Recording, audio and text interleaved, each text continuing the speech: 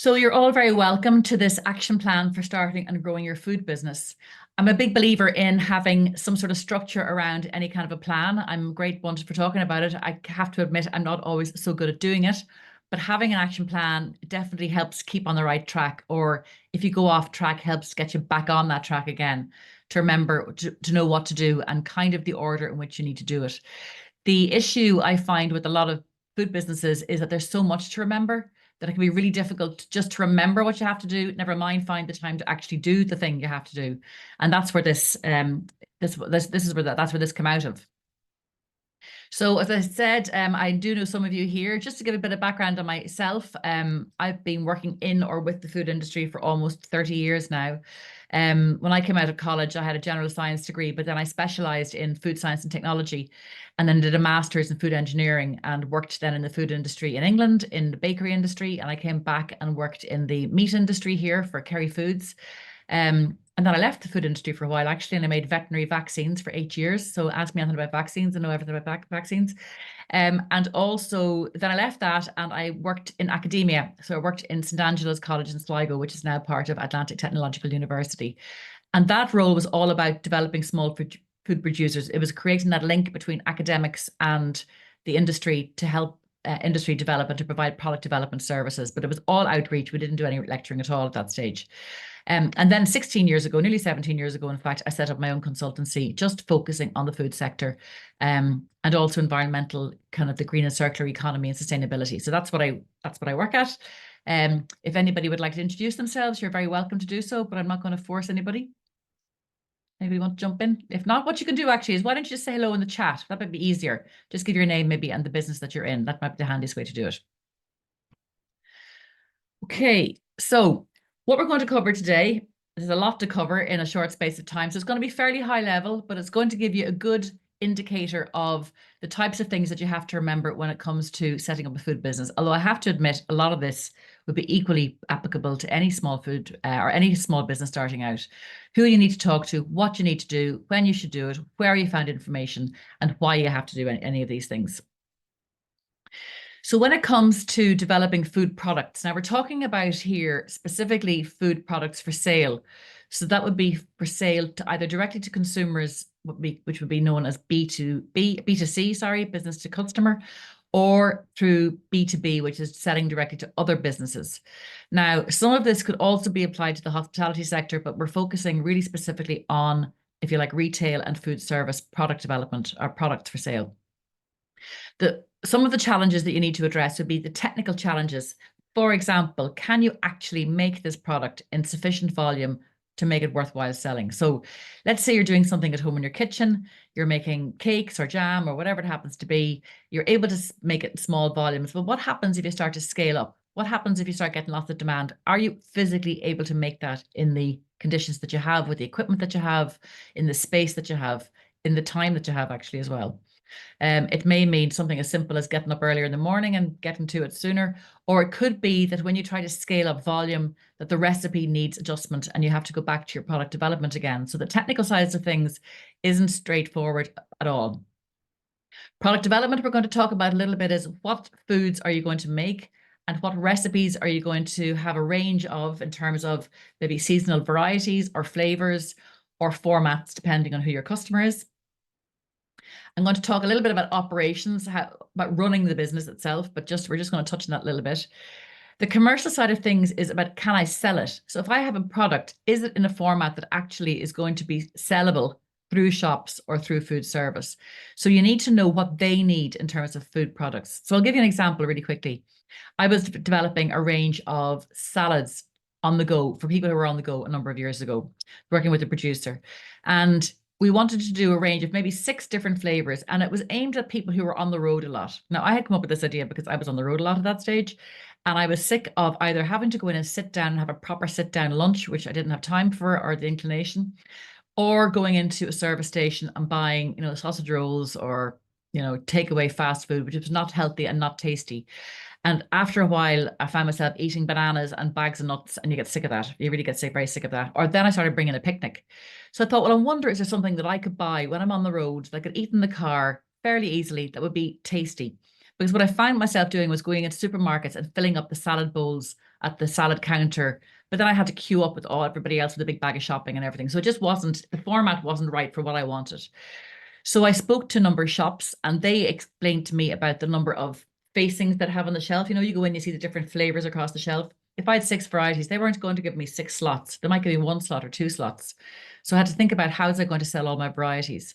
They also said they wouldn't store 6 boxes of each variety or 1 box of each variety in their storeroom. They wouldn't have space. So I'd have to have a mixed box, a box of all the different flavors inside 1 box. So just to be able to present your foods in a way that makes it possible for your shop to sell it is something that's really important to consider. We're going to talk about the target market, what your customer wants, who your customer is. One of the biggest mistakes that people make is to say that my food is for everybody. Everybody who likes good food will like mine. I'm afraid that will straight away eliminate anybody who isn't that interested in identifying themselves.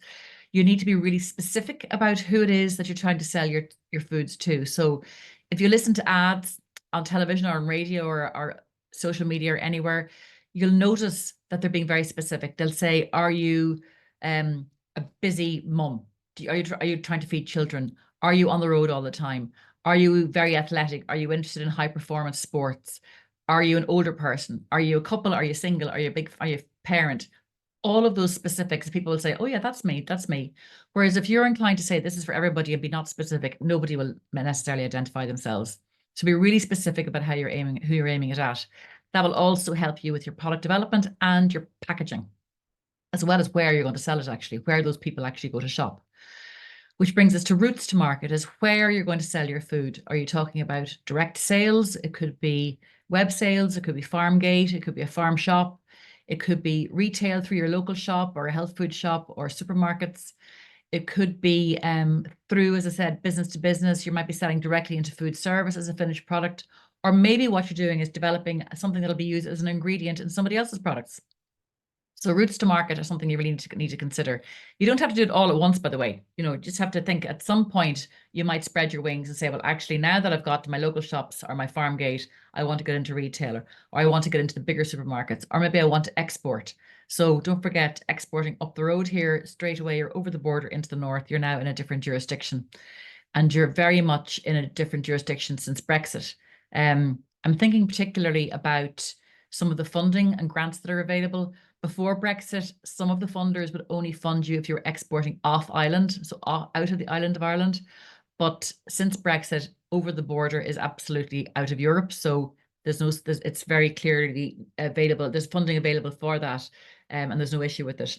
For anybody looking to export for any other country, most of my knowledge is within Europe. So I'm afraid any of my African attendees this evening, I don't know a lot about exporting in Africa or even selling in Africa. But having said that, a lot of the issues and challenges we're talking this evening will apply no matter what country you live in the world.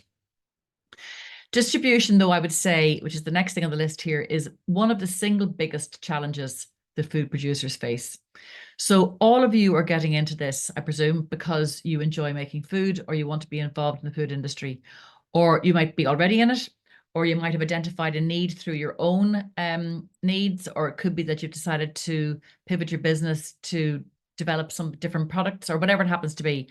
But distribution is a big challenge. Getting it from you, where you make it, onto the shop shelf. Because the reason you got into the food industry, the making the food bit, if you like, is the bit you enjoy the most, even though every food producer here will tell you that it's really hard work, but that's why you do it, is because you like it. So working with distributors can be challenging. And I know there's at least one person on the call tonight who's got quite a bit of experience with this. They've been in business for a while. And I know that while she's in the business, making the product and running the business, her husband's on the road selling stuff all around the country in the back of the van. So you will have to have somebody to do that for you. It may be yourself in the beginning, and this is what we're talking about operations. You'll be the person who's doing all these jobs. You'll be the person making the food, organizing the sales, doing the accounts, managing the business, hiring the staff if you can afford it, doing your finances and your accounts, and then getting in your car and van and driving the product to the shops. So distribution is something you will have to consider a lot. Export partners then is another, just I'm only going to touch on this evening because we're early days with this, would be to find somebody that's a distributor in another country, or it could be, depending on your product, you might have an agent who would buy product off you and sell it on your behalf. So there's different ways of exporting. In the book, I cover this a bit in terms of exporting cross-border. If you're exporting into the UK or across Europe, people always say to me, well, what about Board Bia? Will Board Bia help me? Board B will help you if you're turning over 100,000 euro a year already. So Board B is not really there to help startups at that stage. There are some programs they run, like oh God, it's got in my head now, FoodWorks. But even that is what I would call for early stage food producers, not for startups. You need to have something kind of ready, and maybe even some small sales already before you get onto that program. But certainly, if you are at a stage where you're turning over 100,000 euro in sales, then talk to Board Bia. They're definitely worth talking to. Whether you talk to them in Dublin, I find honestly ringing their local offices in the country gets me more information and gets me more help for my clients than going through Dublin. So getting in touch with the country directly. And then the other thing is, you'll find that, especially if you're going into Britain, you may have to look at customs agents to help you handle some of the customs issues, because that definitely has got more challenging, to say the least. So there's some of the issues there. Other challenges, of course, are the finances. Now, this is a major one. People are inclined to kind of almost not exactly forget about it, but park it a little bit to one side, because not everybody enjoys accounts. Not everybody enjoys looking at cash flow projections or sales projections. If you enjoyed that, you'd probably be an accountant. So if you're going to do this as a food business, so you can't ignore it. You absolutely can't. And I'm afraid that that is something I come across too often, where the food producer hasn't really spent enough time working out their costs, the cost of making the product. So something very, very basic as that. How much it costs for the ingredients, how much it costs for the packaging, for your time, for electricity, for distribution, for absolutely everything. An example for sales projections would be if you were to think about how much money you want to make from your business, how much money you want to pay yourself from your food business. And that will depend on whether or not this is your 100% your income, or if it's a part-time income, or if it's just adding to an existing income. But you need to set a target for yourself in terms of what you want to pay yourself and start from there. If you've worked out your costs for your product, and you can tell that for every loaf of bread that I make, I'm able to pay myself 5 cents. Okay, so we're not being overly ambitious here. How many loaves of bread will you need to bake and sell to be able to pay yourself 10,000, 20,000, 40,000 euro a year, whatever it happens to be? So if you're only making 5 cents per product, then that's a lot of loaves of bread, a lot of jars of jam, a lot of packets of biscuits, whatever it happens to be. Then you'll see, well, how many of those we need to make a week? How many shops do I need to sell into? How many units would each shop realistically sell? And that will help you plan your sales projections for the year. So mostly people go into this and it kind of happens organically. Organic to me in this context is another word for no plan. It just happens. Okay, so you need to definitely plan this. It's not fun. And if you don't know how to do it, or you don't like doing it, get somebody to do it with you or for you. But you absolutely need to be on top of it. Even if somebody does it for you, you need to know it. They need to explain it to you, because it's your business. You need to know all about your own money. And then profit and loss to make sure that you cost in, you add in a line that you can see some profit at the end of this. If you're not paying yourself for the first 6 months because of cash flow, that's one thing. But if you're not paying yourself because you can't afford to, because there's not enough money coming in, even if everybody paid up, even if all your customers paid all their bills, and you still haven't got enough money to pay yourself, then you're running a charity. Okay, so you have to build in that line of pay for yourself, of salary for yourself, even if you haven't got the cash to do it for the first 6 months. And later on, and also you need to build in a line for distribution, because even if you're doing the distribution yourself, that's still your time, by the way. And then down the road, when you're going to hire in a distributor or use a distributor, you have to pay them. So you need to make sure that you can afford to pay them out of what you're getting in. That's where you break down all those costs line by line. The next thing then is about the team. Who's going to do it? Who's going to do what? Now, in the beginning, as I said, all the roles will be on you. Okay, you'll be doing everything. But over time, you might be able to afford to hire somebody. And that can be a step that people find hard to make, because you think it's a big leap to hire somebody, to take somebody on. But if you think about the phrase, you have to spend money to make money. If you hire that person and you can afford to pay them, then that frees up your time to do something maybe more important, maybe to focus more on sales. If you're getting somebody else to drive that van, for example, or somebody else to do some production for you a couple of mornings a week, even somebody to do your social media for you, because so that needs to be done properly. Doing it half-hearted just doesn't, it's not effective. And I know this from bitter experience, by the way. So you need to focus on social media and have a plan, and again, have a structure around that. You might also think about third parties. Who could you partner with or pay to do some of this production for you? So you might be surprised, actually, there's quite a few people out there who do that. So if you look at other food producers, they that are doing products that possibly use the same equipment that you need, or possibly maybe they have a packaging line or something, or a filling line. Maybe they have some capacity. Maybe they have some time during the week where they're not fully using their own production facilities, and they might be happy to use the facilities on your behalf, that you pay them to make product, or you pay them to pack product, or to bottle product. So an example of this is in Mullingar, and the name escapes me now. There is a company who who can beer. So a big canning facility there, because a canning facility is really expensive to install. And when they saw this gap and they realized that people were looking for ways to can beer, and other carbonated drinks, actually. And they said, well, we'll set up a kind of a third party manufacturing canning plant in Mullingar. And they did that. And a lot of people who brew beer then transport the vats of beer to them, and then they can it on their behalf, which is a great way of doing it. There are some other people who do bottling around the country. There are people who will do print labels on packaging for you. So another example of that would be, little tubs of hummus or something like that. If you look at those, you'll notice that there's a lot of them don't have a label stuck onto it. The label is actually printed onto the container. And there's a company in Ireland, they're called Compass or Compass. I have a mental block and I meant to check it before I came on. But if you come back to me about that, I'll find it for you and send it to you again. And they will do that labeling for you. So you don't have to spend time and effort putting a label on a container. Apart from anything else, putting a label on straight is a challenge. And if a label isn't on straight, it looks bad, and you can't really sell product with poorly labeled containers on it. So while you're paying that company to print that on the packaging for you, again, get what you pay for it. You get pre-printed package. It's been done correctly, and you don't have to spend time doing it. Now, I'm going to have a quick look actually in my questions and see if any questions coming up here. Oh, yes, let's see in the chat. A little break. We have great people introduce themselves. We've got Manfred there. Hi, Manfred. You've definitely come. You're the furthest away. You win the prize for being furthest away, Manfred, for sure. We've got Mary Thea Brosnan down in Kerry Kefir. Makes delicious kefir, I have to admit. Mary Thea, I've had it. I bought it from Mary Thea online. Emma from Stampo Reserves, based in the UK. Yes, I have, Emma. I realised how we came across each other before. You're very welcome. Dermot has a little cafe. Dermot, you're understanding that? Dermot has a gorgeous little cafe in Connemara, which I was in only about a month ago, called Put the Cafe. And if you're ever out that direction, out of Galway, then I highly recommend you go and try it out. And he's going to make some retail products from the condiments. Great idea. If you're making it in the kitchen anyway, you're already set up to do that. So that's a very logical next step.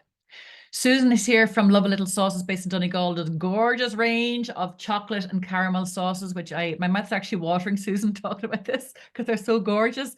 And she's great on social media, giving loads of ideas how to use them, which is a good example, actually, because sometimes if somebody makes kind of an innovative product, consumers don't necessarily know what to do with it. I'm guilty myself of having about 6 half-eaten jars of things in the back of the fridge that I bought at a farmer's market. I'm not quite sure what to eat them with. So if you can help people use your product, that's good.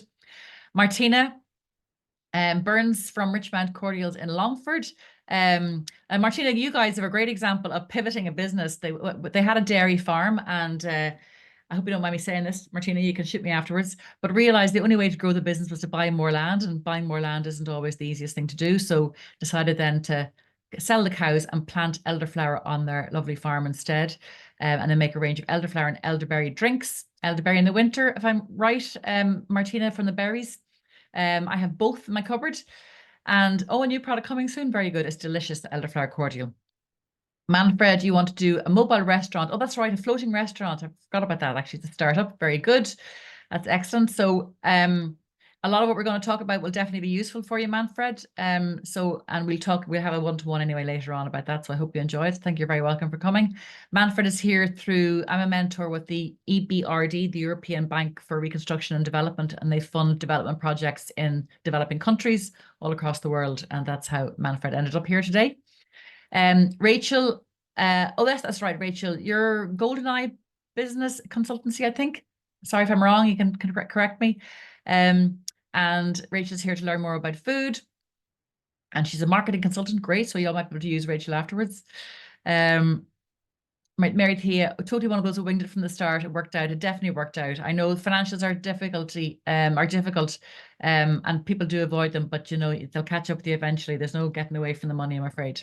Great, Rachel. I'm glad I remembered you. So good. Not fading yet. Okay. So let me see now. How do I clear this away from the screen? So what I'm saying here is we're going to break this down into small steps, okay? So that you don't have to think of everything at once, that there's some sort of logical order into how you approach your business. Now, the very first thing you do actually is you might have had an idea for your food or your business, your food business, whether it's, you know, in Manfred's case, it's a restaurant, whether it's commercializing products from an existing cafe that Jeremy's talking about, whether it's doing kefir because it's a need that you identified for yourself, whether it's changing a business model that Martina did in their farm. So the idea for the food will be there. But the first thing you really need to do before you spend a lot of time developing that service or that food product is to find out what do your customers actually want, not to assume that you know what they want. Okay. So if you've identified a need because of your own personal need or something you can't get hold of, like those salads I mentioned, maybe you're the only one in the world or not, well, maybe not the only one in the world, that'd be unusual, but maybe there's only too few of you that want that product to make it commercially worthwhile. So you need to go out and do what's called market discovery, which is talk to your potential consumers. Now, let's say you're going to do a business to business product.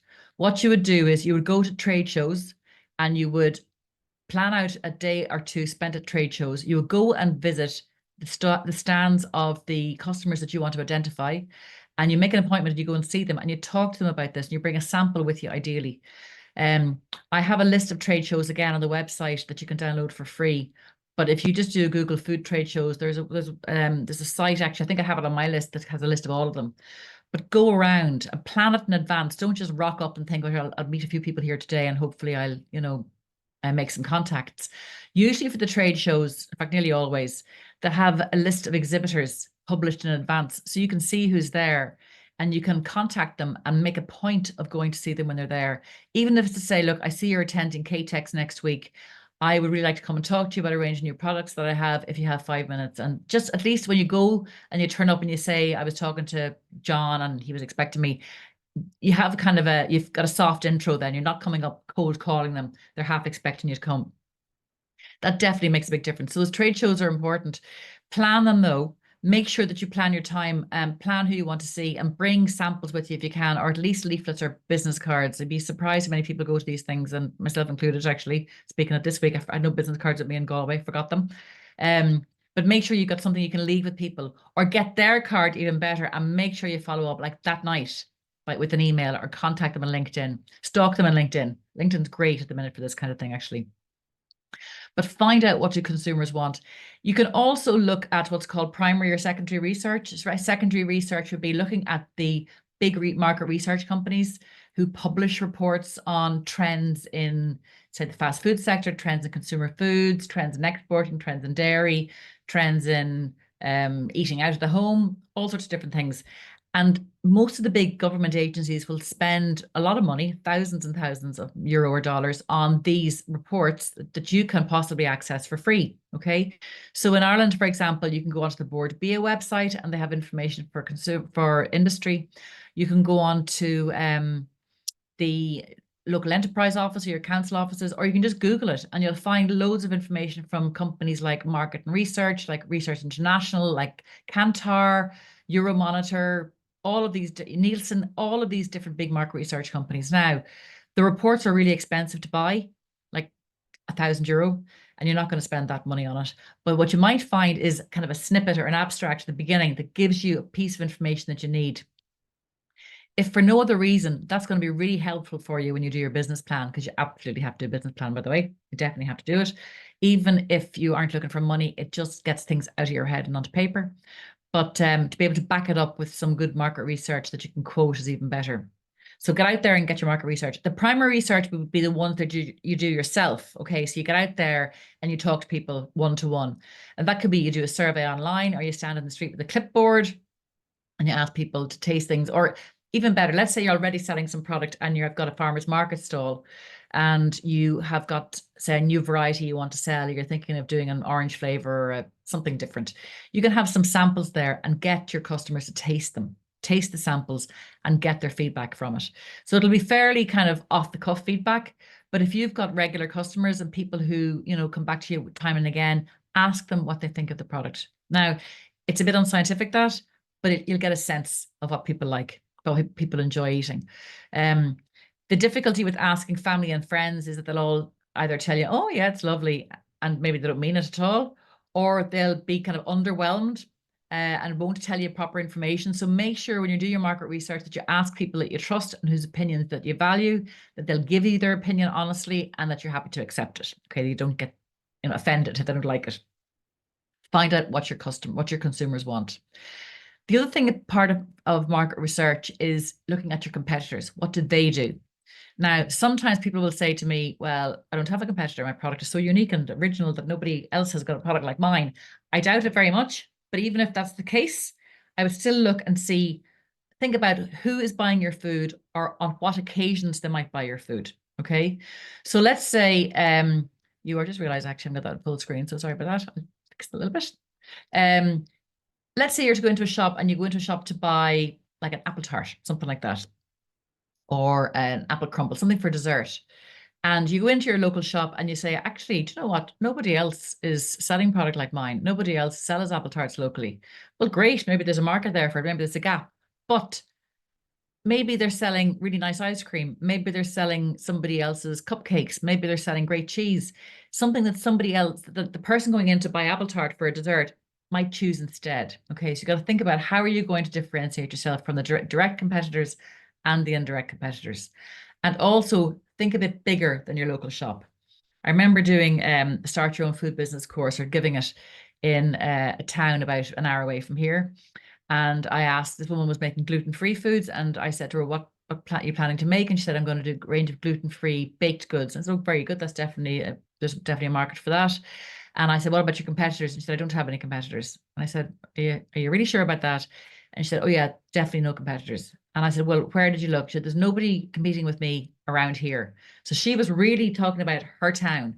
That was it. But that was also the extent of her ambition. That's all she wanted to sell. And she didn't want to be bigger than that. She only wanted to sell locally. And she knew that she would be the first to market if she sold locally.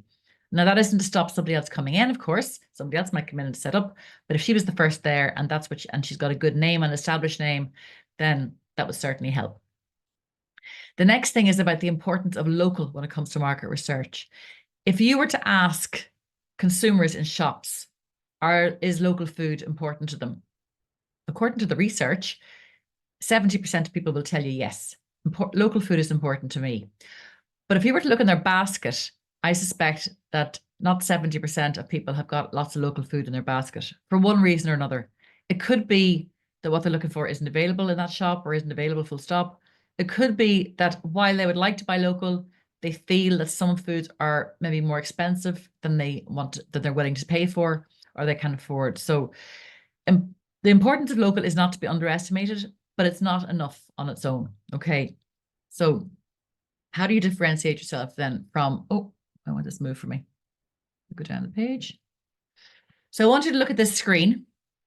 I'm conscious I've got somebody here from England and somebody from Africa. So a lot of these aren't going to necessarily be familiar.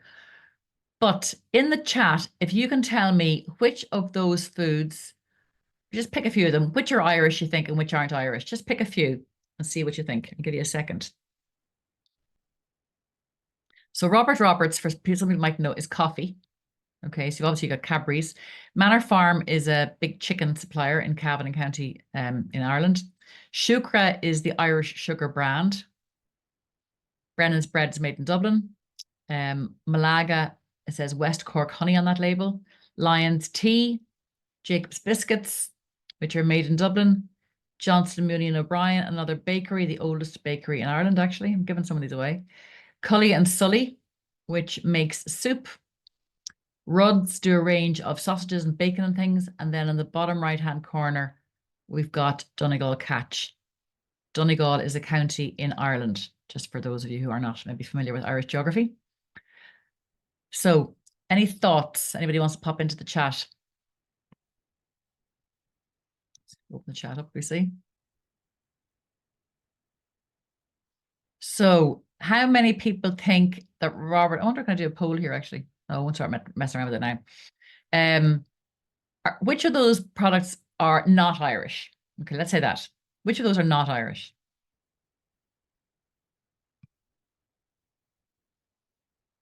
I'm going to cover this up now.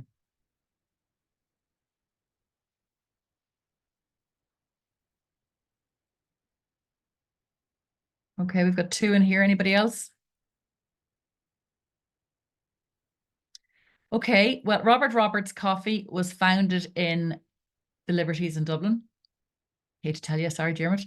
But having said that, you've got to make the distinction between, obviously we don't grow coffee in Ireland, but we import coffee beans. The coffee beans are roasted, the coffee beans are ground and made coffee, I think like 100 years ago or something. So they, I'm not too sure who owns them now, but they were certainly founded in Dublin. Jacob's Biscuits were an Irish company. They still make biscuits in Dublin, but they're owned by Unilever now. Cully and Sully was founded in Cork, but they sold to I can't remember who bought them actually, but it's a big international company. They're not Irish. They sold them for millions about 6 or 7 years ago. Although they still do quite a bit of the marketing on behalf of the company. It's not, it was made in France for a long time, but they manufacture, you were right about that, Martina, but the manufacturing came back to Ireland and it's made by a big food manufacturer in North Dublin, who do a huge amount of third-party production, actually, this company in North Dublin. As well as their own products. Shukra, of course. So the Shukra brand was Ireland's own sugar company. And then that was sold, I can't remember when Shukra was sold. Was it about 20 years ago? Maybe more now, 30 years ago. But the company, Nordzucker, who owns it now, kept the brand cleverly because it was such an iconic brand for Irish people.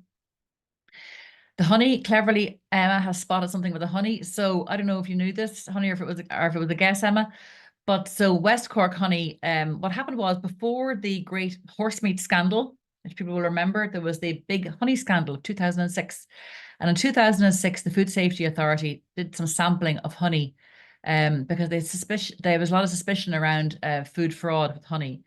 And they discovered that that honey was actually not West Cork honey at all. It was a blend of non-Irish, it wasn't Irish honey at all. In fact, it came in from somewhere else. Now you'll notice that now on honey labels, it'll say things like a blend of, I'm trying to get rid of this chat, sorry. It'll say a blend of EU and non-EU honeys, for example. So there's no one, it's not coming from one hive or one apiary at all. It's coming from all over the place. That'll be the cheap stuff. If you're buying a jar of honey and it costs 10 euro, it's because it's coming locally from one apiary or from somebody who's coming from local hives at least. One of the case studies in my book actually is Ollie's farm in Dublin. He obviously has his own hives, but he also collects honey from hives around the Dublin mountains and he gathers it all. So it's all from his area at least. He certainly isn't bringing it in from the Middle East or anywhere else. And that was the problem with the West Cork honey that time. It was actually wrong. It was absolutely not West Cork honey in any way, shape or form. There's big hoo-ha about that. Just for the rest out of interest, Cadbury's is owned by Mondelez, which is a big international company. Manor Farm sold after 5 generations of Irish chicken farmers. They sold their business a number of years ago. Brennan's Bread is still owned by the Brennan family in Dublin. Johnson, Mooney and O'Brien is still made in Dublin and owned by Irish owned as well. As I said, Lyons Tea is owned by Unilever now. Rudd's was a very nice family farm in Tipperary that made sausages and bacon and things, and they sold their business. And this isn't a secret, this was in the news at the time. When they sold the business, the mistake they made was they also sold the Rudd name with the business. They sold the brand. So they couldn't then set up themselves and use their own name, their own family name for a new business. And there was ruction, there was uproar about it. But now that company's been bought back by another Irish producer, Loughnane's Meats in Galway, and one of the Rudd family works there now. So it's kind of a reasonably happy ending at least. But Donegal catch in the bottom right, which sounds like fish that would be, caught off the Atlantic coast of the west of Ireland, I'm afraid is nothing like it. It was an Irish company. It was sold to Northern Foods in the UK and then Two Sisters and then somebody else. So it's changed hands a few times, but it's not caught, battered, crumbed, or made in Ireland at all anymore. It's just a brand name. Which kind of brings me on to something about labeling, which I'll mention later on. Labeling of your food, one of the key tenets of labeling is that you must not mislead your customer. You're providing information, but you must not mislead the customer. To me, Donegal Catch is very misleading.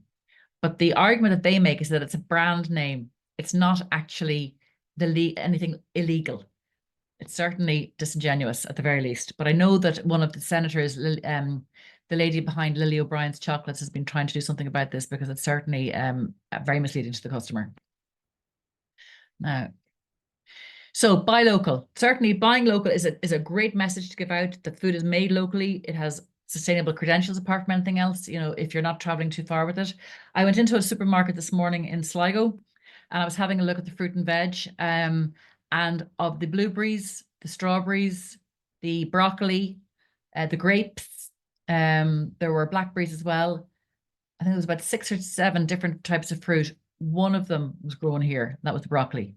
Everything else came from Morocco, Chile, the Netherlands, all over the world.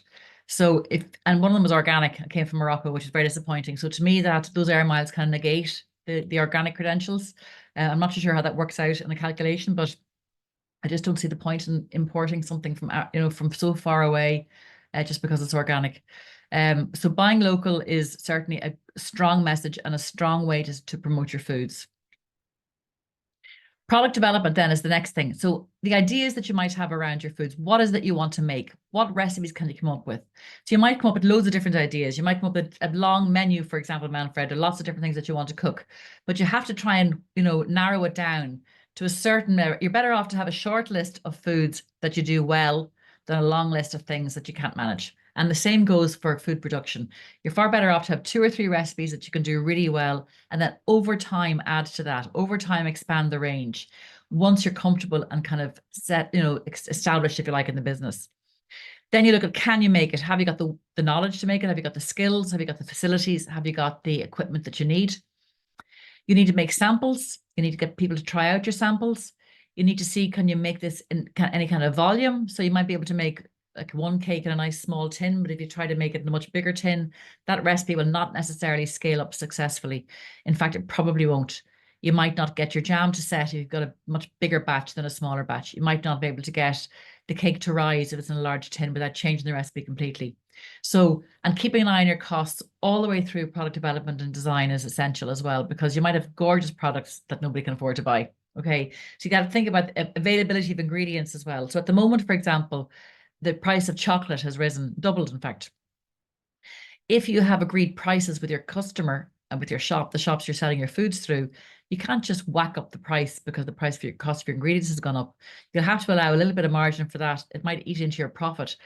But in the long term, you have to think about, can I sustain that? How am I going to manage price increase that people will still, that people will understand? It's a very tricky one. There was somebody talking about this online recently. There's a company called Gra Chocolates, Gra, Fada, which is like an accent for those of you who don't speak Irish.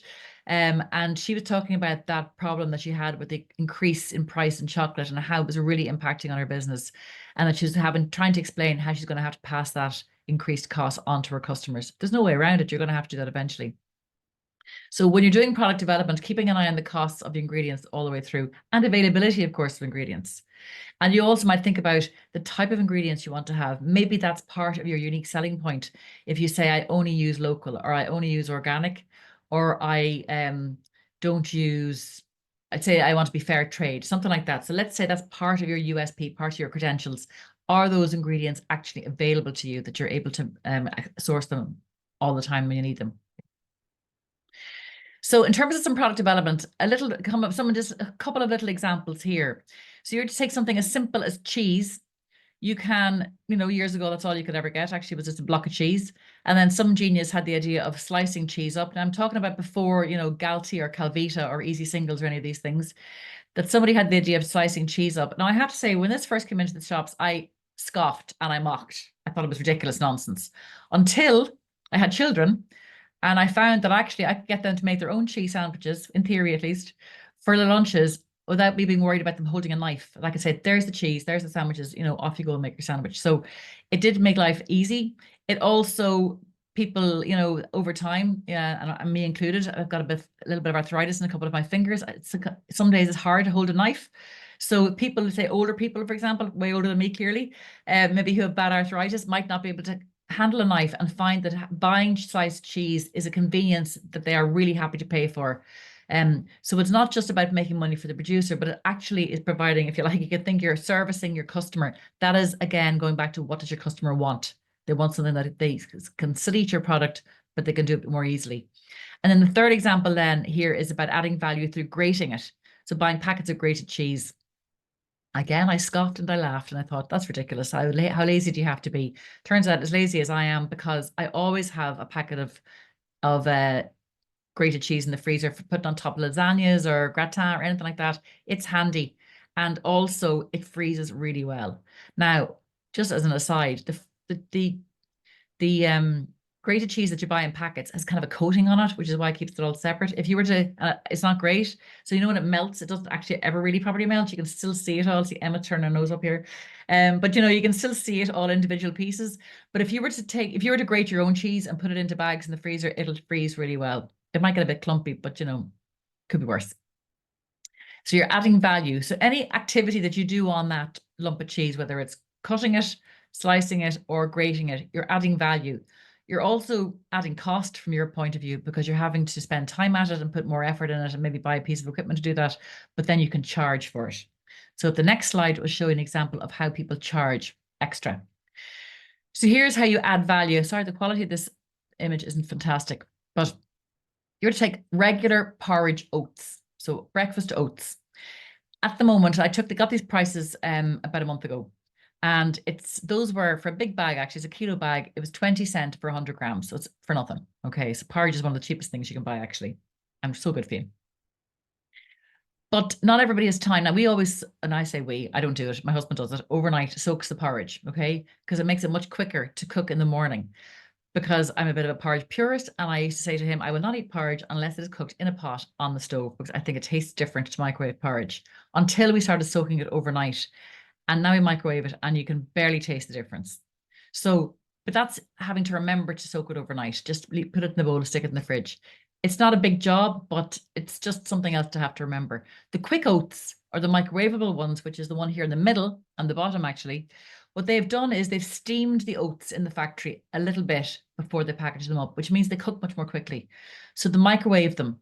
And then, so they microwave more quickly and they cook more quickly because, if you like, they've got this blast of steam beforehand. So that is more than doubled the price. Now, it's going to double that because you're having to use different packaging, first of all. You're having to steam it in the factory, which is a good bit of cost. And you're going to have to use some sort of a different filling machine as well to fill it into those packs. This one down here is even better. That's the same product as that. Okay, so it's the same brand, the same steamed porridge, but it's an individual packaging. Okay, so you've got more packaging, first of all, but the individual convenience is something that people are going to pay 9 times more for. So that's 9.20 is 180. Okay, so 9 times more they're willing to pay for an individual sachet. It's got a foil lid. A friend of mine brings this into work with her every day, brings it into the office. She's a kettle in the office, puts it in, eats the porridge at her desk. Okay, so for her, it's brilliant. She loves it. The one on the bottom right, though, has got some seeds in it and some dried fruit. That's $4.50 for 100 grams. Now, the seeds and the dried fruit will not be cheap, okay, but there's not a huge, massive amount in there. And I can tell you, there's not €4.30 worth of them in there either, okay, per 100 grams. But that is something people love. That sells really well. But you'll notice they don't sell that in the supermarkets in very big bags. They only sell it in 500-gram bags, generally because they just don't sell as much of it because it's more expensive. This is a different type here, pinhead porridge oats. It's very cheap, but it doesn't sell very much. Mostly people use this for baking, actually. My mother-in-law, for example, would always put a handful of that in when she makes her brown bread. But the point of this is really to show you how you can do something extra and add value to your foods very simply and charge a good bit more for it. See, somebody's got something in the chat here. A lot of grated cheese is not gluten-free because of that coating. Oh, is that right, Jeremy? Yeah. I'm not surprised. It's kind of it's definitely like some sort of a flour or rice flour or something like that. But that's good to know. Thank you for that. Also, it's rotten, let's face it. But it's handy for a bit of top of a bit of lasagna. If you're feeling lazy. So the next thing here I have is legislation. Can I ask you actually? I can see the chat. Can you guys see the chat? I don't. I hope it's not blocking the screen because it doesn't always let me take rid of it off the screen. So the next. Oh, here. Sorry now. Anyway, the next is we're going to talk very briefly about legislation. It's like when you play any game, you have to follow the rules. So if you are in the food business game, then you absolutely have to follow the food business rules, like it or not. Okay. So it can be, it is onerous. Not it can be onerous. It is onerous, but you have to do it. So the first thing after you do your market research, of course, before you sell product legally, you must register with your local, what the phrase is, competent authority. And that is the same in every country in the world. So you can't really sell food until you are registered and you do it right. In Ireland, it is the Environmental Health Officer. In Northern Ireland, it's the Environmental Health Officer. And in the UK, it's the Environmental Health Officer. But they work for different agencies. So in Ireland, the EHOs work for the Department of Health. But in the North and the UK, they work for, I think it's different. I think it's the Enterprise Office actually, but it's different. The councils, in fact. But it's different structure, but it's the same people who are going to come. If you are farm-based, you'll have to register with your Department of Agriculture. Some meat products you have to register with the Department of Agriculture, even if you're not on farm. And then in different countries of the world, you'll have to register depending on the product, food you're making. So, for example, if you're doing seafood, there's a seafood authority. Scotland differs from Northern Ireland, England, and Wales. They have their own food safety authority in Scotland. They're separate. But the legislation in England, Scotland, and Wales is exactly the same, even though they have a different website for each of them. The same but different is the easiest thing to say. And the other thing with legislation is that even since Brexit, most of the legislation is the same. It just has got a different name on it. So I spoke to the Food Safety Authority about this last year in the North, in Northern Ireland, and they said, look, it's the same. It's a different badge. There may be some divergence over time. There may be some slight changes, but in the main, all the legislation wants all over the world is one thing, and that is not to cause any public health issues, that you do not, that the food is safe to eat, that you don't cause any problems to your customers. Now, you don't want to do that, because if you do that, you're causing a problem for yourself, okay, and you'll be out of business fairly sharp. Now, it can be onerous, as I said, and not all environmental health officers are created equally, is what I would say. That the more experienced ones generally are more pragmatic, and that's a very broad statement, but just my experience has been that they take a view on things more. They're not quite so letter of the law. They do definitely take a view. And in different countries across Europe, some of the law and the legislation is interpreted differently country to country, depending on tradition and convention. But you just have to make sure you comply with the country that you're in. So in the book, I've all of this spelled out for Ireland, Northern Ireland, England, Scotland, and Wales, who you need to speak to, when you need to speak to them. And you can register online now as well. So you can send in your inquiry online, which is really, really handy. In terms of legislation, they will decide to visit you, or to how often to visit you, at least, depending on the nature of the food that you're making, whether it's what they call high risk or low risk. So if your food is low risk, it's not, the chances of it causing any kind of a food poisoning or food safety issue is low. So that could be, it could be preserves, jams and chutneys and things. It could be bread. It could be small quantities of things like hummus, because sometimes it's not so much the product, it's the scale of what you're making and the amount of control that you're able to have over the food. So small quantities of some foods will fall into the low risk category. But generally, anything to do with meat or dairy, anything with a lot of handling or added value, like stuffed mushrooms or anything where there's a lot of potential for contamination, will be high risk. And you need to speak to your environmental health, and they will advise you about that depending on the premises that you're in. But make sure you're on top of that. And what I'll say is, if you don't register with your environmental health, they will find you. They will, Liam Neeson, they will find you, they will hunt you down. In fact, I know they go around farmers markets and trade shows and fairs, and they check up on people, and they'll kind of look at, say, an agricultural show, even say, oh, who are you now? I've never met you before, and you're not on my list. So don't let that happen. You cannot be offside with your inspector. You need to keep them on side and use them as a consultant, because they are the ones that ultimately will approve your premises and allow you to sell your foods. That really is important. The checklist, as I said, is your, oh, I wish I could get rid of this flipping thing. It's very annoying. This is your checklist. So we're going through the checklist one by one. Did everybody receive the email, by the way, with the action plan on it? I hope you did. If you didn't, as I said, check the spam, but you can download it. The next one here is, yes, so can I cook this food in my kitchen at home? Now, this isn't a great example of a picture, actually, because she's handling that food a bit much for my liking. I must change the photograph. But we're talking about small quantities of little cupcakes there, which looks nice, being done in the kitchen at home, compared to a large bottling plant, okay? So you've got a bottling line here that, as I said, most people won't be able to afford to install, but you will need to outsource this to somebody like a third-party manufacturer to either even make all the product for you, but certainly to bottle it for you. So as I say, just check if they've got capacity. The next thing to talk about is packaging and labeling. Now, I wanted to show you some examples of kind of fancy packaging that I like, just random ones. So up until I'd say a couple of years ago, maybe 5 years ago, the only way you could buy water, bottled water, was either in a plastic bottle or a glass bottle. And now they have these Tetra Pak ones. What's great about them, I suppose, is that from a production point of view, from a retailer point of view, they pack very nicely on the shelf one by one. There's no gaps. So you can get more of these on the shelf. Plus, they've got the whole recycling credentials. This is the FSC, which is, what is it? The Forest something Council sustainability credentials anyway. And it's easily recyclable, widely recyclable. Okay, much handier than glass from that point of view. Then I've got this one here, which is a sparkling lemon drink. Oh, it's see-through. What I like about this is you can see the drink inside it, which is unusual. I think this must be Spanish, so I guess I must have smuggled this back from somewhere. But this is completely see-through, and some food packaging will be used to show off your product. You want to be able to see the product through it. It's unusual to get a drink in a see-through package. But to be able to see that, the windows you'll see on packages, sausages, or some nice cheeses and meats and things, because that's what you're selling your product on, its appearance, and that's good. But other products like this one, for example, it looks like it's a full bottle of a yogurt drink, but that's actually printed on. There's nothing in that, it's empty. And the idea behind that is it's kind of hiding the drink a bit like Yakult or any of those, because it's not a great color. Okay, it's kind of gray looking actually. So it's not very appetizing looking, and it's better to cover it up and hide it. And that's an example of one of those packages that's completely pre-labeled. That has actually been shrunk wrapped on that packaging onto the bottle. And then you've got this lovely fancy packaging. This is a packet of biscuits.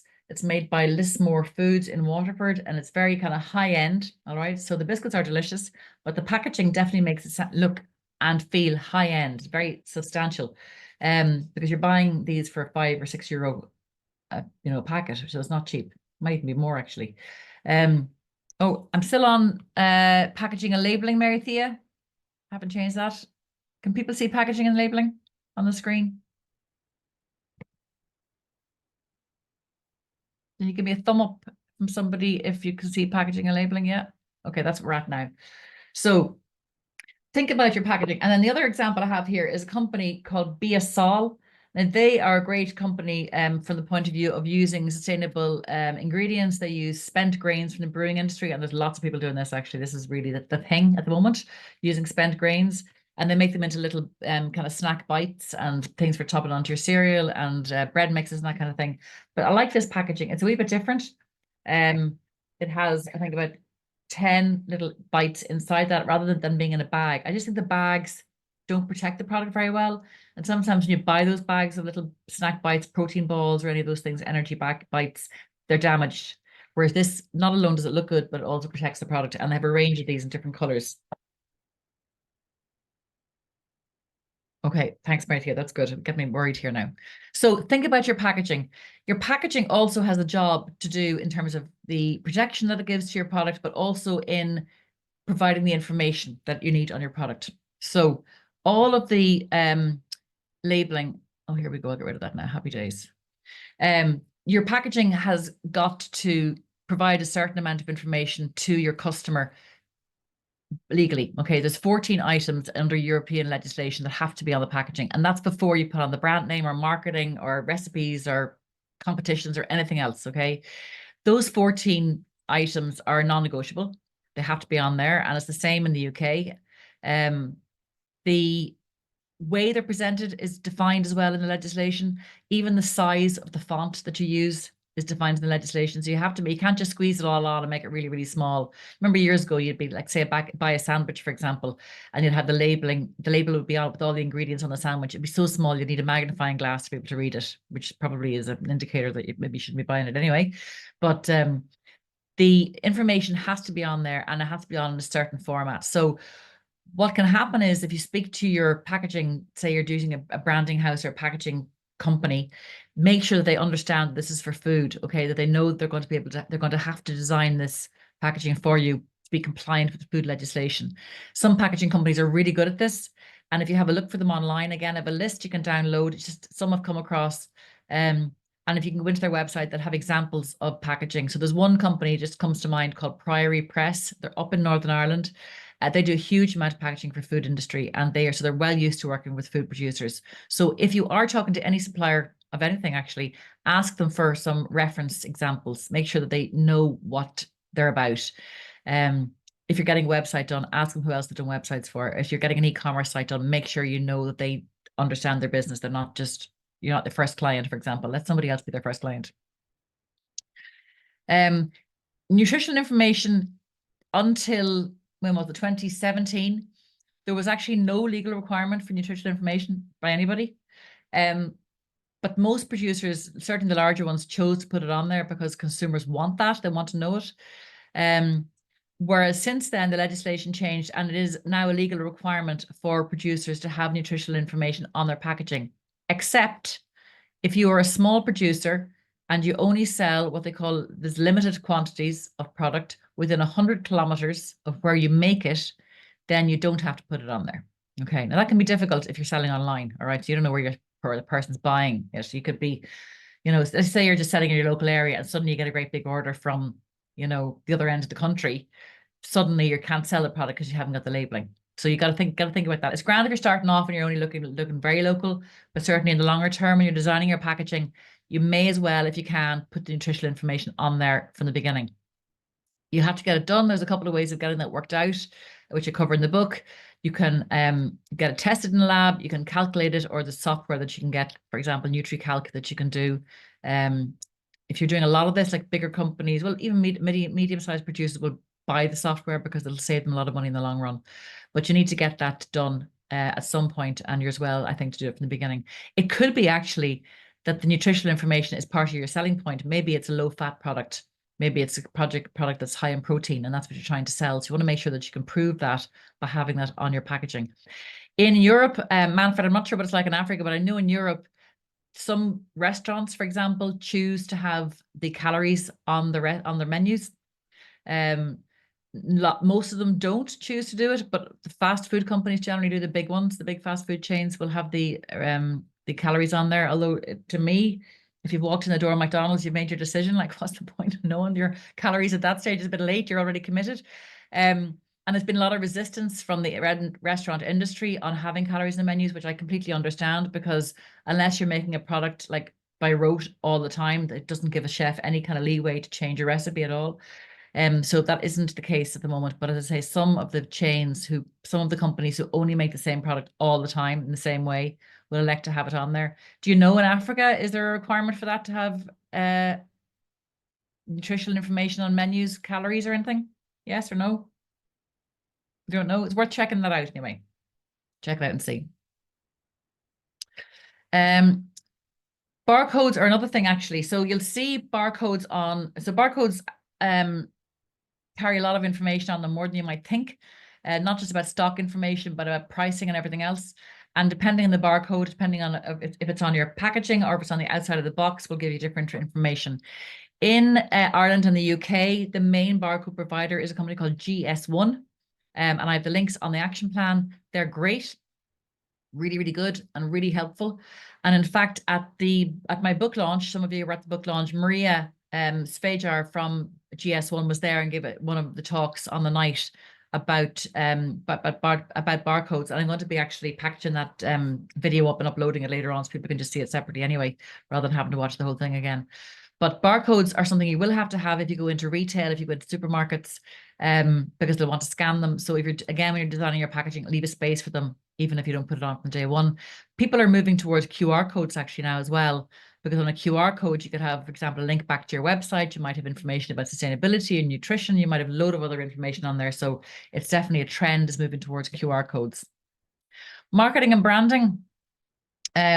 I'm really shy to say this now, and we've got our marketeer here today, but you cannot underestimate the importance of marketing and branding. You can have the most delicious product or food service or restaurant in the world, and if nobody knows it's there, they will not come or they will not buy it.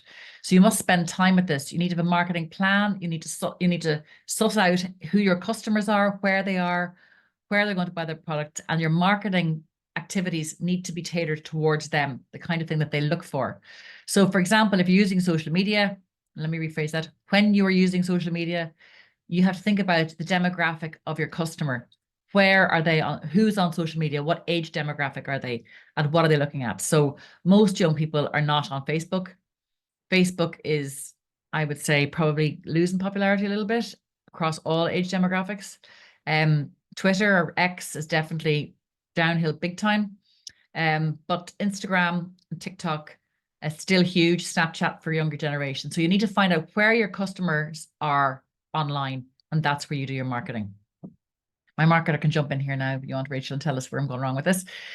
Also, the branding should, kind of convey what you wanted to convey about your product. So it could be about provenance, it could be about the local, it could be about the homemade, it could be about health, it could be about convenience, it could be about nutrition. So that branding should be to try and convey that somehow, but also be consistent. So you might have a product like, and a good example actually is Innocent Drinks. So they have a huge range of drinks now. It's not just smoothies. They do juice, they do water, they do all sorts of different things. If you look at the packaging, it's not all the same, but the font, the format is the same, and somewhere on there is that little halo. So you'll recognize Innocent even from a distance. And that's where the branding, consistency of branding is really important, and not to have too many sub-brands.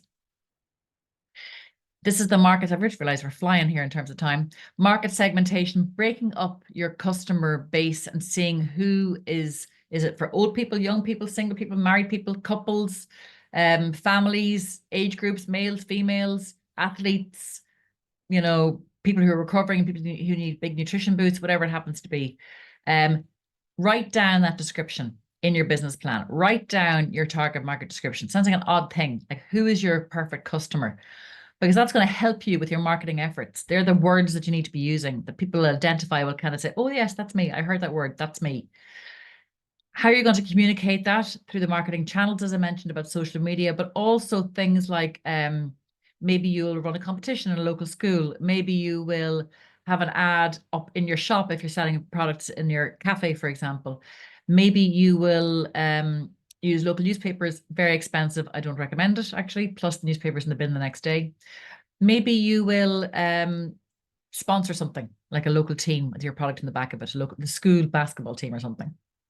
Doesn't cost a lot of money and will be seen a lot. Okay, so think about how you're going to communicate that message. This is not just selling. This is about getting your brand seen. This is about awareness and visibility. And the branding I mentioned already. But make sure your branding is consistency and spend time at this. It can happen that you think you've landed on a great name or a great brand, and after a little while you think, actually, I wonder was that so great? Do some research into it. Make sure, especially if you're thinking about exporting, that word that you're using is exportable. The word doesn't mean something else in another country. It might have some other connotation. It might be associated with something that's just negative. So make sure that if you're using brand names, that you're able to use that name worldwide. You can check, by the way, if you're worried about trademarks or anything, you can go onto the Patent Office website in whatever country you're in, and generally you can check the trademark there. But an easier way to do it that won't cost you any money at all, there is a website, at least I hope it still exists, it's called NameCheck. And it's really used for checking if there's a social media channel for that name. You can go in and check that. Or you can, and if you put the name in and see if it comes up. Or the other thing you can do is just go into, if you're planning to set up a website, go into somewhere like Black Knight or Register 365, or whoever is going to be your web host, and you'll see if that website name is available. And if it's not available, you think, well, that means there must be a company out there that's used that name already. And then you can start doing a bit more research. So there's ways and means of finding out if your brand has already been used for something else. Because what can happen is, and it's happened to a colleague of mine actually last year, that he got a cease and desist letter from a company in Germany who used the same name, even though he wasn't operating in that country. They said, well, we don't want you to use our name. And he had to stop using it. Another client of mine actually was opening a restaurant and discovered the restaurant name was being used by a Belgian company. And they had 4 or 5 restaurants in Belgium. And again, they said to him, cease and desist, or we will, there'll be solicitors involved. So he ran for the hills and said, no problem, I'll change the name, no problem. So just be careful about that. Routes to market, we've spoken about a bit already, whether it's business to business or business to consumer. In terms of your business to consumer, on the top left here, I've got a supermarket, which is kind of the obvious place to go, but it's not always the place you might want to be. You might not want to go into the supermarket trade. You might not want to give a Tesco or Dunnes Stores or Sainsbury's or Marks and Spencer, whoever it happens to be. That said, that is the way to sell probably the most product, but it is not. What I'd say is be careful what you wish for. Okay, that is not an easy journey. The supermarkets are inclined to say, they love to support local and support local producers, but ultimately they're a business and they will try and get your product as cheaply as possible and give you as little margin as you possibly can. And they might drop you in the morning and not even tell you. Suddenly you're not getting orders in and they didn't even tell you that they weren't going to order anything anymore. So you need to be very hard-nosed and thick-skinned dealing with the supermarkets. On the top right-hand side, that is web sales, and that could be somebody just on an e-commerce site, which is huge. Obviously, that took off in a major way during COVID. People were buying even just supermarket shopping online, but certainly direct sales to consumers online is growing and growing and growing, and it's continuing to grow. There was a company in Dublin called Wildson, WYLDSSON, and they only ever sold online. They never sold through any retailers at all. And this was a good story in that this guy was working in the financial sector, financial industry, financial services, but he was big into marathons and Ironman competitions and all that kind of stuff, which I know nothing about, I have to tell you, except that I do know that they kind of eat gels and they kind of chug back little things of nuts and they have to run and eat. And this guy was kind of developed a bit of packaging to help him with that stuff that he could eat and then stick back in his pocket really easily. And he just developed a whole range of products. So initially it was all for just that, if you like, elite athlete target market. And then you realize, actually, I could put this into different packaging and call it porridge topper or cereal topper or something, ice cream topper, and sell it to generally to other people. And he did just that, same product, different packaging, different branding, different target market, different message. Okay, so it's very clever. Just a twist.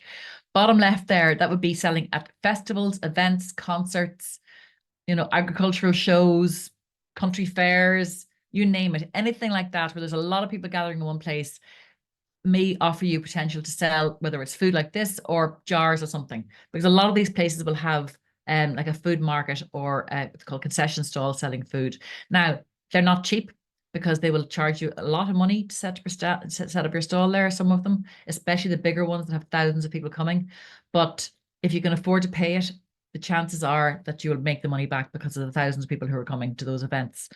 But there's a cash flow issue you have to manage there. So it's just go easy with that one. And the bottom right then is your local market or your farmer's market. Again, hugely popular. The one nearest to me where I live here in the northwest of Ireland is in the car park of the local university. Not pretty at all, but really functional. Great parking, loads of access. The place people keep saying is, why don't they have the market in the middle of the town? Which would be lovely, but it's just accessibility is difficult. And the people who go to those markets, they want to be in and out and not have to sit in traffic.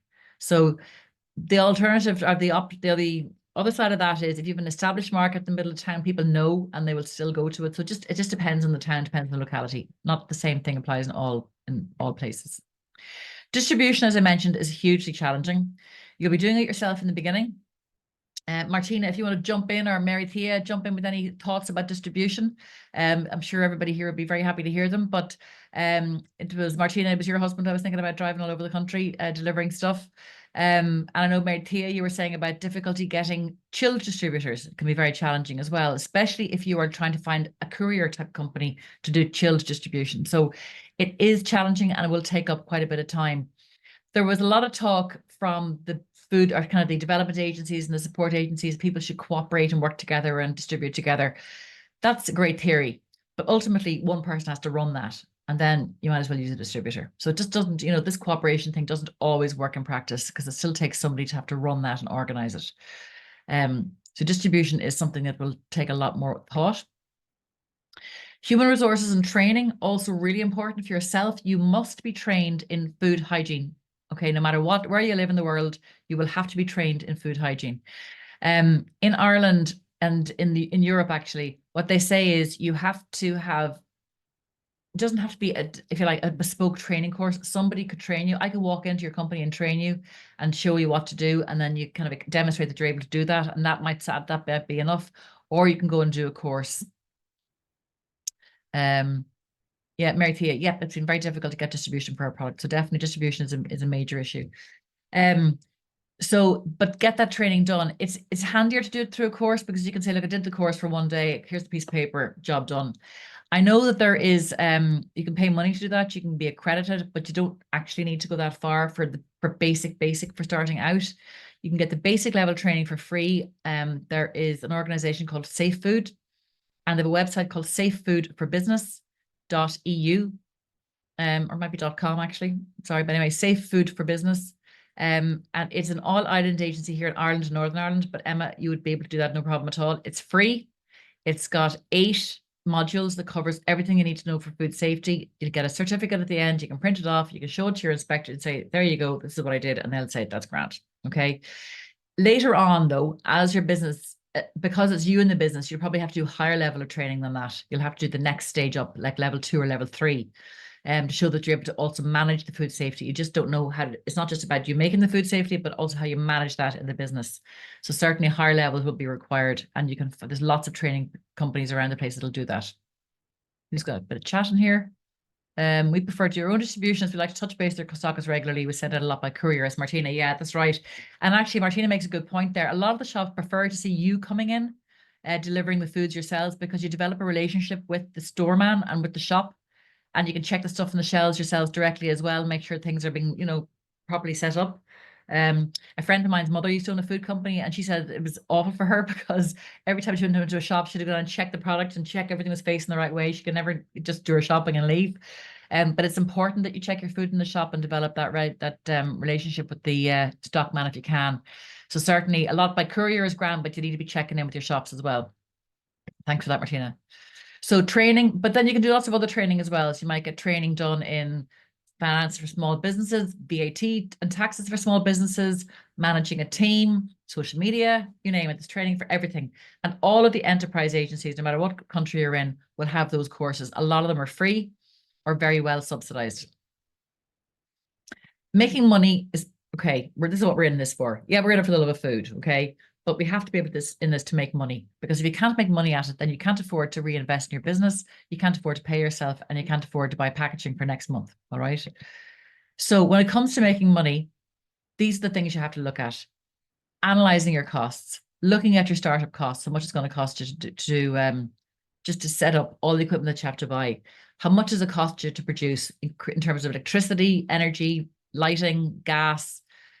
If you're lining the shelves of your oven with paper, with baking paper, that's a cost. Getting into your car and driving to the cash and carry to buy a product or packaging, that's a cost. All of the ingredients, of course, working out the desired income. I mean, the recipe calculations, I know I skipped over that, but I cannot emphasize that enough. The cost of your dish, if it's in a restaurant, what you're going to sell it at, the cost to manage, just the ingredient costs alone would be a large part of the cost, but not the only one. For example, I know in the restaurant industry, and Jeremy, you can correct me on this, I think 25% of your costs would be labor, maybe up to 30% sometimes. I know in the food production business that if you're selling a product in a shop, let's say it sells something for €3 or $3. As a rule of thumb, roughly 1/3 of that would be distribution costs. 1/3 of that selling price will be what the shop is taking. Okay. And the other third is what the supplier or the producer gets. But from your 1/3, from that €1 or $1 that it's being sold for, you're paying all your costs. You're paying all your production, all your ingredients, all your salaries, all your overheads, all your fixed costs, all your variable costs, everything. And that leaves you with very, very little bit to pay yourself, and even less profit. Okay, so make sure that you work all that out. I've got somebody else in the chat. Food businesses are struggling to keep it below 40% wage cost on average. Oh God, that's very high. It really is. 40% wages. It's no wonder restaurants are struggling with that. So in terms of the sales targets then by customer I mentioned before is you look at what you want to bring in terms of an income for yourself, then how many jars of jam or loaves of bread or apple tarts or meals you need to sell to be able to pay yourself that amount of money, and try and work it out as best you can. You'll not get it exact, but you need to do the best you can with it. And that'll help you with your sales projections. How many of these do I need to sell a week?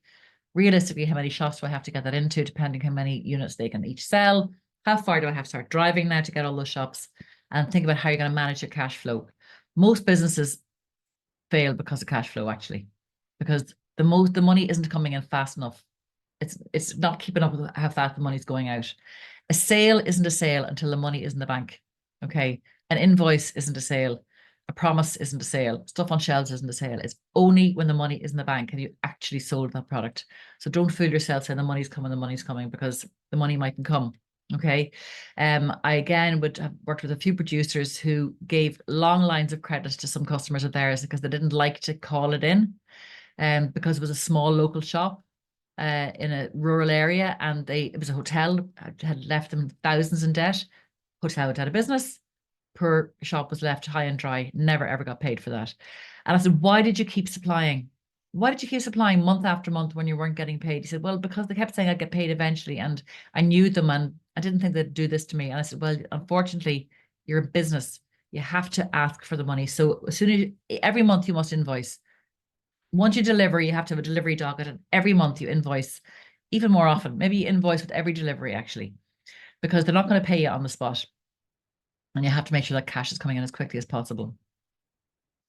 There's loads of support out there, loads of support from enterprise agencies, from local colleges, from government. And there's a new website actually called, there's a website called in Ireland called supportingsmes.ie, but they've got a new one now called the National Enterprise Hub. It's a terrible website, neh.gov.ie. Nobody's ever going to remember that. I thought supporting SMEs was much better. In the UK, you've got the councils would have lots of kind of industry supports as well.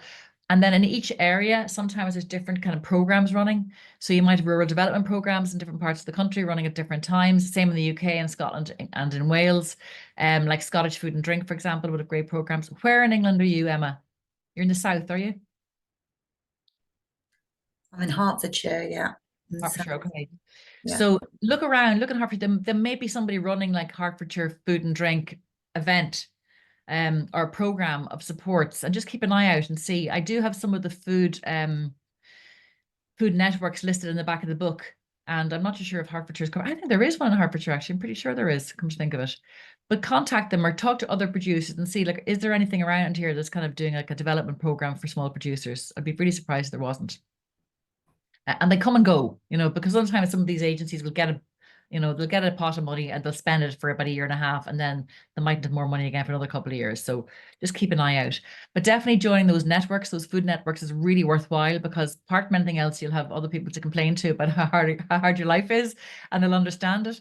But also they might be able to point you in the right direction of things. They'll understand your difficulties. They might be able to provide you with advice. I'm all about the networking. I just think it's a really good way, especially when you work for yourself, like we all do. It's good to have somebody that you can talk to. Even if you've got staff, you still need to be able to talk to somebody outside the business sometimes to be able to get advice, and sometimes just to vent, actually. But you'll find you'll be pointed in the right direction. You're never the first person to have a problem. Somebody would always have had that problem before you, be able to help you out. Um, Sustainability. I'm thinking of in future moving this slide up to the front, because I think it almost looks like it's coming too late. The packaging on that makes it look like we're only talking about the environment, but sustainability for the environment cannot be at the cost of commercial sustainability for your business. So what I would say is there's no point in having LED lights in your business if you can't afford to turn them on. Okay. So your business has to be sustainable both commercially and environmentally. You can't choose between them anymore. You really have to do both. Customers are looking for it now, they're expecting it. And if any of you are thinking of getting to the scale where you supply on public tenders, large government tenders, they're now beginning to give you points for your sustainable or your environmental policy in your tender. So I don't know if any of you are at that stage or plan to go to that stage, but that public money, by the way, while it's very hard, it's very competitive. There's loads of it out there if you can get a contract with a public agency. But there's lots of suppliers now doing sustainable packaging. There used to be two in Ireland, like 5 years ago, there was only two suppliers. Now there are loads of them. Again, I have a downloadable list on the website, and there's quite a few of those in the UK as well. So have a look at that. But the other thing you got to think about sustainability is you can't compromise your product for the sake of using sustainable packaging. The packaging still has to do its job. It still has to protect the product. You can't have stuff leaking out through it because you're not using something that's coated. You need to make sure that it's going to do be functional as well as protective and recyclable or made from recyclable materials. So the extent to which your packaging is sustainable is a decision that you have to make. Are you buying something that's made from recycled materials, but maybe it can't be recycled again? Or are you only using recyclable materials? But in fact, if somebody uses it and dirties it with food, is it recyclable? Is it compostable? Yeah, but not recyclable. Um, do those wooden knives and forks function the way you want them to function? Or the paper straws, do they function the way you want them to do? So think about the functionality of that packaging and make sure that it does the job that you need to do. It's fine for short-term stuff, for takeaway stuff, but not necessarily for stuff sitting on shelves. There's new legislation as well in Britain came in about this black packaging, about having to use a certain percentage of recyclable materials in plastic packaging. That's the law now, and that's why a lot of packaging, well, black is great for showing off food anyway, but it can be difficult from a production point of view. And I know a lot of big food producers then, because the packaging changed, found that it wasn't working well in their machines, it wasn't working well in their packing lines, and it wasn't giving them shelf life. So there was a lot of issues come up with it. You got to pick a launch date. You got to say to yourself, right, we've got this new product, we've got this new range, we've got this new recipe, this new flavor. We're going to get this out there next week, next month, 6 months time, next year. Pick a date and aim for that date, and use your action plan by working backwards from that date to have all the steps in place that you need to have done for that launch. So let's say if you have a cafe or a restaurant and you want to start maybe some products that you're going to retail in the cafe, that can be done pretty quickly in the short term. But if it's a case that you want to start distributing that more widely, then that's a bigger prospect. But you can start off small. I'm a big believer in baby steps. Just start. Don't be thinking about conquering the world day one. Make a start, sell a few things, and grow it from there. Okay. But have a target date in mind. It needs to be realistic. So many people have come to me over the years and said, I'm going to have all this done and I'll be out the door in 6 months' time. A year later, they realize this was not possible. Very often, if they're already working in another job, trying to set up a food business at the same time is an enormous task. Enormous. So be realistic about it and don't beat yourself up if you miss that launch date, if you've really given it all your effort, and see where you went wrong and have a look at it again. Reset the date. Break it down, as I said, task by task. Make sure that you've given this enough time. But you take the effort that you have to make to it, break it down task by task, and go back to that checklist. When you do feel you're wandering off course, go back and kind of give yourself credit for what you've done. Start ticking things off. So actually, I did do that. I did do a bit of competitor analysis. I did have a look at other people's packaging. I did start, a little bit of my marketing plan. You can be kind of scribbling ideas in a piece of paper about marketing and putting it together. I did start maybe doing a little bit of my business plan. Just give yourself credit for what you have done and start. I'm a big believer in the low-hanging fruit. Do the easy things first so that you feel you're making progress, but plan for the bigger things so that suddenly you don't hit a big brick wall and realize, oh God, now there's a huge, massive thing I have to get over here. Start thinking about that ahead of time, but start making some progress with the small steps. The next thing here is, I apologize, that shouldn't be on the bottom of that. I shouldn't say Dublin City. But the next thing is I'm going to ask you to have a look at the website. As I said, there's loads of free downloadable things there, including the action plan. It's also there in Ukrainian, if anybody knows any Ukrainians who'd be interested in this. I've also got that list of labs for testing. I've got a list of packaging companies, the trade fairs, and a few other things. Some of them might have a price on them. If they do, send me an email and I'll send it to you for free since you read this today. The local enterprises in Ireland are great for startups. So localenterprise.ie and find your next one. So I apologize to the rest of you. That shouldn't say Dublin City. That's left over from last week. The action plan is what I've emailed out to you. That is all spelled out, everything that I've covered today and more, and lots of links to different websites. that's the book, which I think most of you have at this stage, and thank you very much. If you haven't got it, then you can still buy it, obviously, in the shops, and you'll get it on amazon.co.uk, and you'll also get it on successstore.com. That is it. Why is there a third edition? In case anybody's interested, the first edition came out in 2013. In 2016, when we knew it was coming, the legislation was changing a lot for packaging and for labeling information and for that nutrition, for example, that I mentioned. So we rewrote it. And also, unfortunately, some of the case studies in the first book had gone out of business. Plus, there was different trends. So we had another edition in 2017. And then last year, my publisher came back to tell me that he had been bought out by a big publishing house and they were looking at his catalogue and wanted a third edition of this one, but to expand it to cover the UK and Northern Ireland. So I don't know, next up America, we'll see what happens in a few years' time. But this is what we're doing now. So we've expanded it to talk about the impact of Brexit on exports. Also, a lot of new trends, for example, fermented foods. Mary Thea is one of my lovely case studies in the book. And also we've got case studies about alternative proteins and vegan food, which of course was very, very tiny niche area even 5 years ago. That's all in there. And that is kind of the end of that. Now, I will open the floor up to any questions. You can type them into the chat or you can shout out, whichever you like.